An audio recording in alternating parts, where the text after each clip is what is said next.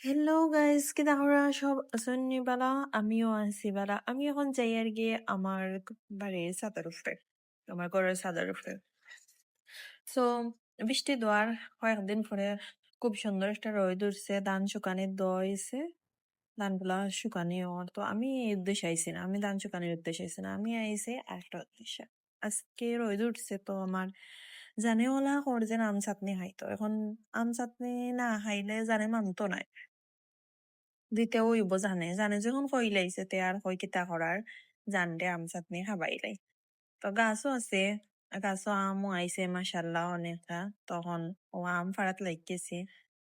তো আমার ভাবি আছে না আম ফাড়া, আর আমি ভিডিও করি আর